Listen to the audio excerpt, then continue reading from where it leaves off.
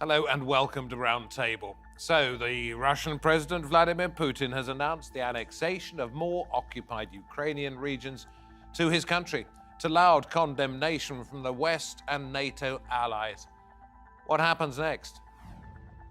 Yet at the same time, Ukraine's counter-offensive appears to be winning back territory with every push. So will Russia's most recent land grab be as successful as the taking of Crimea 8 years ago? Or will NATO step up this time?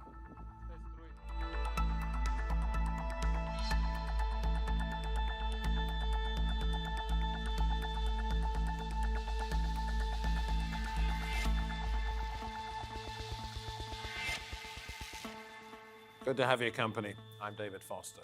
The scene for further annexation of Ukrainian land was set following referenda by Moscow in separatist Russian-speaking enclaves.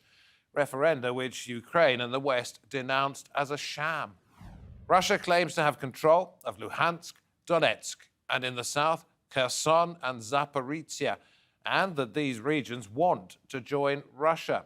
The United States says Russia's plans for Ukraine will never be recognized. One, we've been very clear that we are prepared and we will impose additional severe and swift costs on Russia for proceeding with the annexations. And again, it's important to remember what's going on here. Russia invaded Ukraine, seized territory, and is engaged in a diabolical scheme on some of the territory it seized, where it has moved the local populace out, often through these filtration centers, where people may be deported to Russia, elsewhere in Ukraine, or they simply disappear. Then they bus Russians in, they install puppet governments, and then they engage in the referendum and manipulate, in any event, the outcome to then claim that the territory belongs to Russia through annexation. So how will Ukraine and its allies react? We go first of all to Moscow, and there we welcome Sergei Markov, former public spokesman for President Putin and director of the Institute of Political Studies. In Warsaw, Maria Zolkina, head of conflict studies at the Ukrainian Democratic Initiatives Foundation. She is from Luhansk. And in Washington, D.C., Melinda Herring, deputy director of the Atlantic Council's Eurasia Center. Since you are from that region, Maria, and also you have friends in Luhansk, I want to ask you about the voting in the referenda. Were they able, in their words, because you've spoken to some of them, to vote freely and fairly in whatever way they wanted? Hello. The overall situation is very dangerous. The main strategy for local people, including those whom I know personally, was to try to omit the participation in this sham voting at any cost. That's why people were afraid of being, for instance, registered because the door-to-door campaign, how the sham voting took place during 4 days, was the main strategy for knowing how many people and how many men are there to mobilize them later. That's why locals were, of course, afraid. They tried not to go out, tried to stay away from this process. And of course, in the time of military occupation, at the gunpoint, we can speak absolutely about nothing, even relatively similar to the voting process. We saw but many would it be videos fair to say, is it fair to say that there are some, even though the people you spoke to call it a sham, and weren't able to express their opinions the way they wanted, are there some in that region who genuinely did want to be part of Russia?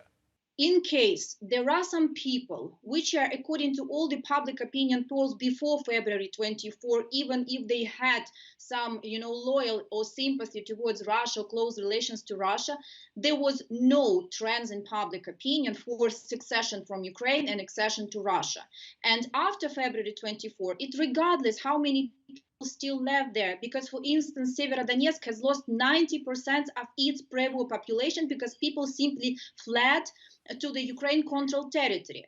The same story with other cities in previously Ukraine-controlled part of Luhansk region. So these regions are in most cases empty or half empty in comparison to what was before the large-scale invasion. And of course, including the fact of occupation, so we cannot speak about any, real public mood. All right, so let me put this to Sergei, because I know you feel very strongly about this, but I want to give you the chance to respond. Between 85 and 95% of people, according to your authorities, voted to be part of Russia. How can you be so sure when there are allegations of intimidation, of people being talked to at gunpoint, the fact that there aren't as many people there as you say there are? How can you be sure that so many people wanted Russia to annex these regions?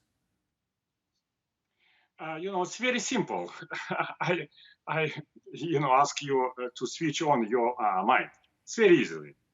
Because Vladimir Zelensky threatened to the people that even for the participation in this referendum, it will be 5 years of prison.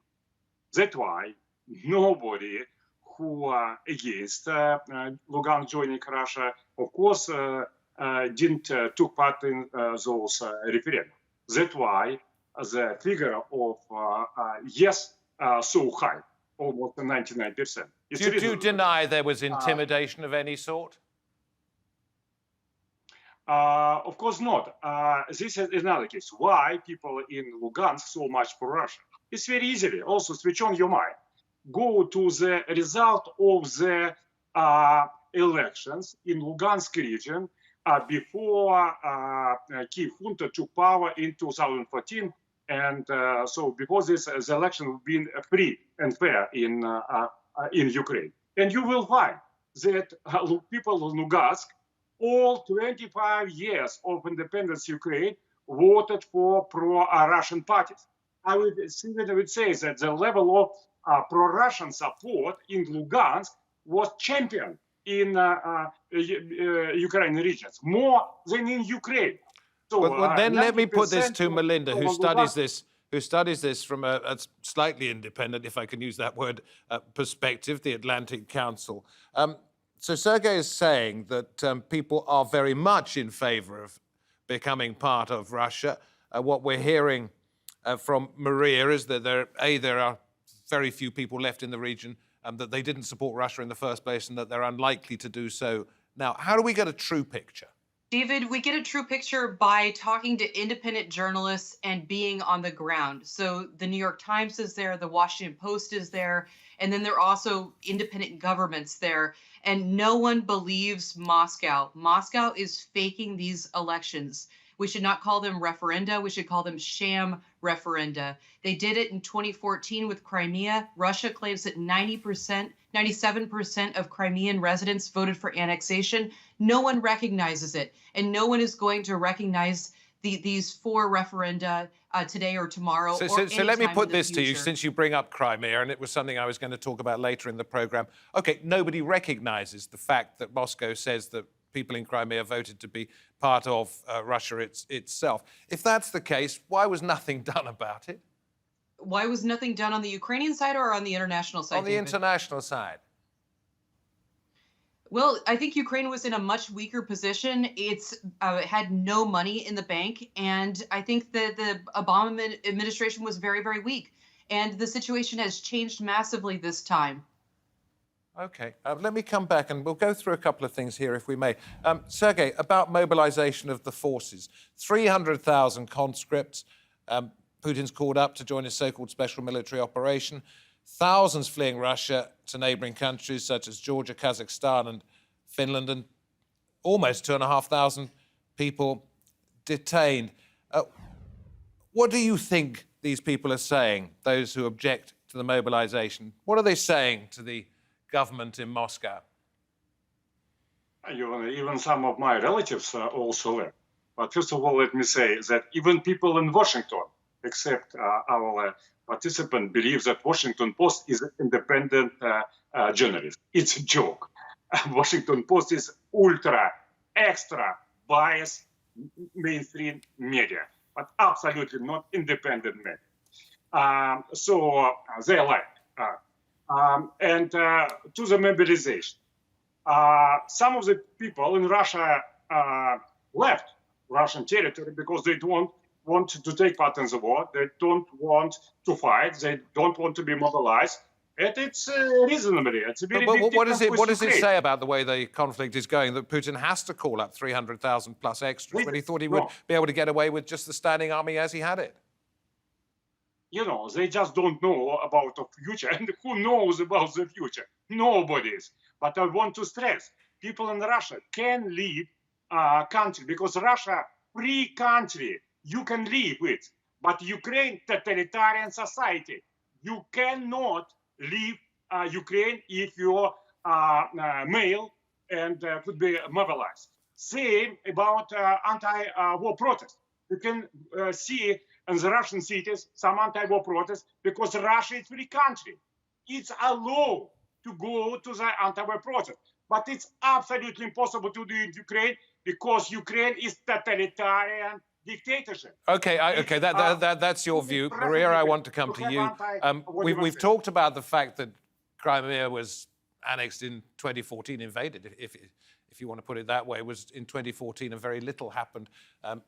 We're hearing that was perhaps because Ukraine was so weak. It's not weak now. But my point is going to be that with these other areas annexed, is anything going to change other than a chorus of condemnation?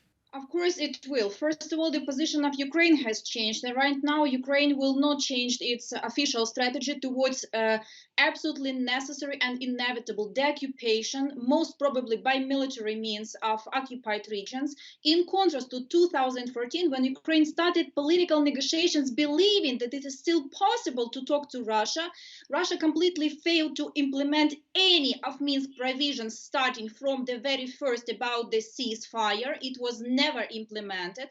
And right now, Ukraine is very decisive. Ukrainian society is very decisive. 90% of people living now in Ukrainian regions, according to public opinion polls, saying that they will believe Ukraine will win this war. And we are proving, like as a recent rapid counteroffensive in Kharkiv region proves that our army. But doesn't it show how two-faced the West can be, that it can be sort of fairly okay with the fact that Crimea has been annexed, but now that it's Ukraine and regions of Ukraine that are being hit in this way, it's saying we will support you. What do you think is going to actually change in the way the West is giving this kind of support?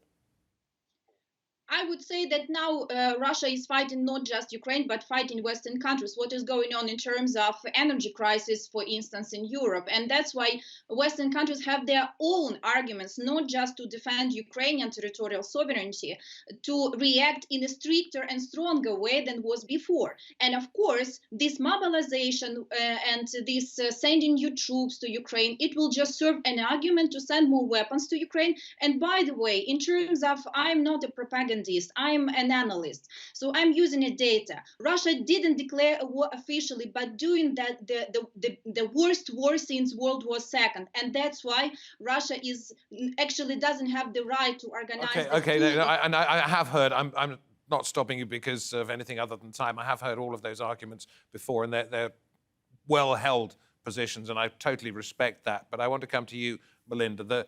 The real danger now is that if this is Russian territory, as Moscow sees it, if Russian territory is attacked, what kind of response will there be from Moscow? David, this is different than Crimea for a lot of the reasons that other guests have outlined, but it's different because Moscow plans to put those 4 provinces under its nuclear umbrella.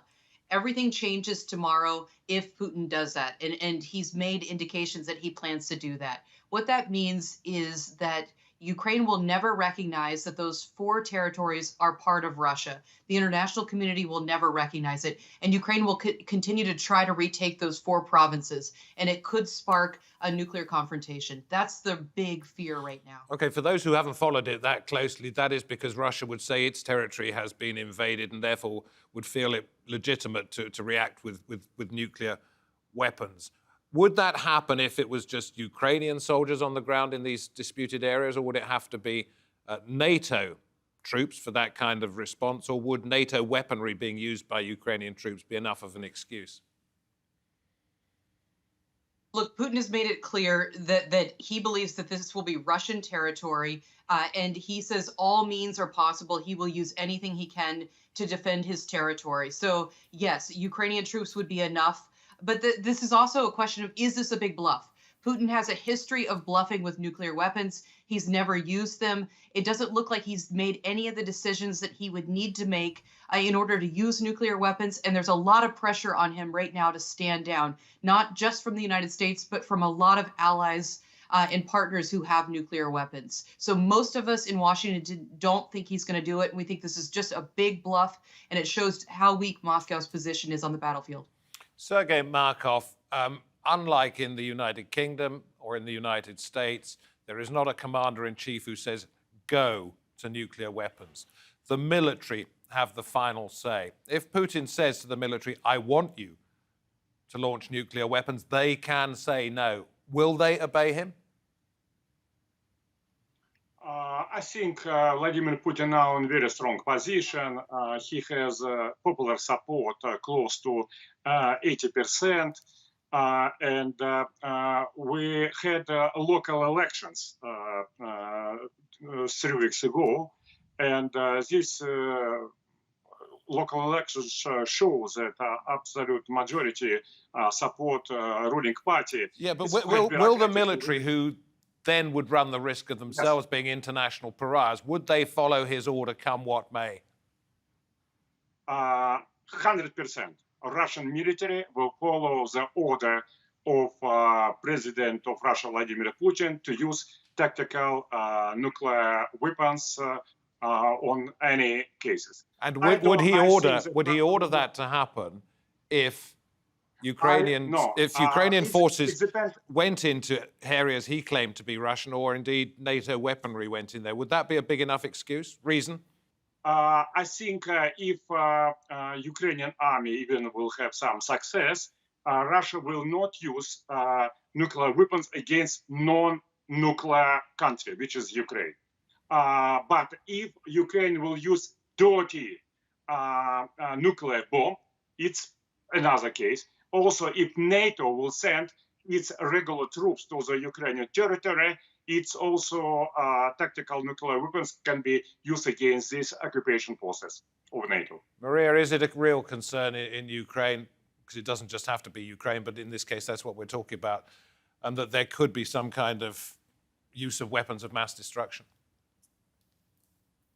Yes, Ukraine takes everything seriously, despite the fact that we understand that there might be some bluff on the side of Putin, and we understand that he is pretty cornered by his military defeat. They failed to occupy even Donetsk region. They failed to create stable position in Kherson region. They failed to create stable position in Luhansk province. That's why military units of Russia from northern part of Luhansk region were moving closer to Luhansk itself, being afraid that counteroffensive in Kharkiv will immediately continue in Luhansk province, and that all the weaknesses of military and political strategy of Russia right now on the ground. But Ukraine still treats these threats seriously, and people are self-organized. Authorities help. Civil society is very strong, so we are preparing for any scenario. We are talking here about escalation, and one of you, forgive me for not remembering exactly who it was, mentioned energy as a weapon. And I want to read this out from Ursula von der Leyen, European Commission President, about the loss of gas, shall we simply put it at that, on Nord Stream 1 and Nord Stream 2 pipelines going from Russia into Europe pretty much simultaneously, quite coincidental. Russia saying it's an accident. It is paramount, she says, to now investigate the incidents, get full clarity on events and why any deliberate disruption of active European energy infrastructure is unacceptable and will lead to the strongest possible response. As I say, Russia denies any involvement. Let me ask you, Melinda, have you any doubt that this was sabotage, as suggested by some? None. It's very clear that Moscow is behind it. The timing is too coincidental. The pipes are too well made. It only makes sense that Moscow has its fingerprints on this, David. If Moscow did do this and saw this as a way of harming European interests, what else could it do? Because it could attack data, internet companies, it could bring down hospitals, national infrastructures. What do you think it might do? David, this is where it gets really scary because Moscow has quite a bit of leverage over the West. So he could cut cables, internet cables to Europe. He could cut internet cables to Ukraine. And Ukraine relies heavily on the internet to keep its state afloat. It has a different kind of financial system than you do in Britain or that we do in the US. And it relies really heavily to keep all the state services afloat using the internet. So that's one thing I'm worried about. Number two, I'm worried about the grain deal. The grain deal that Russia made with the UN expires in October, and it may not renew that deal. If it doesn't renew that deal, it's going to cause food prices to soar and there'll be famine. And then the third worry I have is that Russia could cut off countries from its oil if they impose the price cap. It's already threatened to do that, and that would cause oil prices to spike again. Sergei, none of this seems to suggest confidence in Moscow that it can prosecute this special military operation without escalating it. Therefore, it is in a relatively weak position that perhaps it didn't expect to find itself in. I think escalation is inevitable. We can see that Western countries don't want to stop this project anti-Russia on the Ukrainian territory, where, by the way, 80% they are Russians in Ukrainian territory, Ukrainian citizens. And Western didn't still ignore the fact that terrorist government use mass terror against people in Ukraine, and Russia just tried to protect those people. And also, I think even not on escalation, but even negotiation will stop. What reason for Russia to have negotiation with people who are just saying that Russia, crashed Russian gas pipeline? What is the reason to talk with them? But you say escalation is inevitable. But in Moscow's opinion, it would not have been inevitable had Moscow been able to prosecute this conflict quickly and efficiently, as it perhaps expected in the beginning. And that again suggests that things have gone terribly wrong. Usually wars is more or less easy to open, but difficult to stop the wars. It's exactly a very good example. It can be an open, but it's difficult to stop war in Ukraine, and I think it will continue. Now Russia is partial mobilization, Russian army will be bigger, and I should repeat, now Russia is very close to stop any real negotiation with Western countries because they're not able to have negotiation. Ukrainian government are quite a long time not able for negotiation, also because it's not a independent government. Okay, I'm going to stop you there. I want to come back to you in just a moment, if I may, Sergei, but I want to go to Maria. And we heard from Melinda there that there's a possibility of energy shortages, shortages of food, water, etc. What kind of condition do you think those people that you know in Ukraine and in particular in the Luhansk region are expecting to face this winter?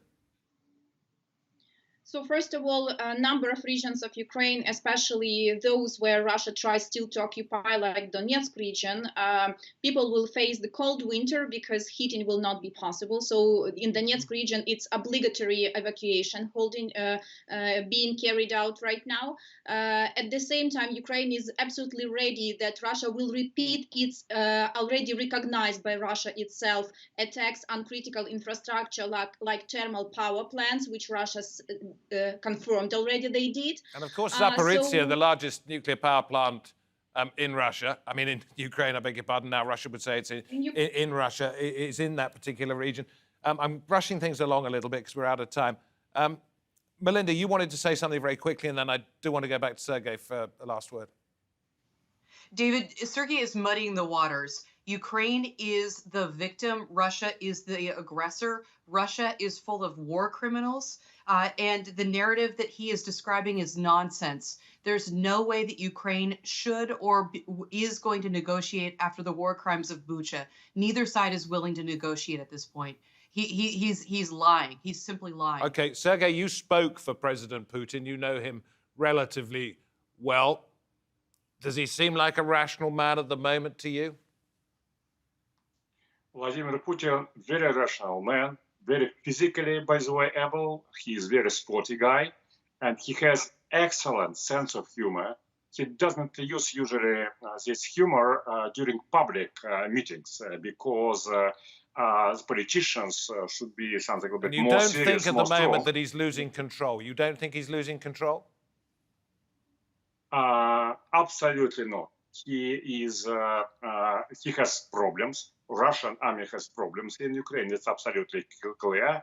But in war, it's happened. He has very big support of the absolute majority of Russian people. Now this referendum shows that Vladimir Putin has support in the Ukrainian regions. Not only this region, but Kharkov, Odessa, Dnipro, Nikolaev, also dream. Okay, to sorry, become guys. part of Russia. There we do have to stop it. Time always runs away with us. Thank you very much indeed. And perhaps I thought the most telling thing you had to say there at the end, Sergei Markov, was that, yes, you think Putin's stable, but he's a man, you say, who does have problems. From me, David Foster, thank you very much for watching. To my guests, thank you for taking part. And we hope to have you with us next time. Until then, goodbye.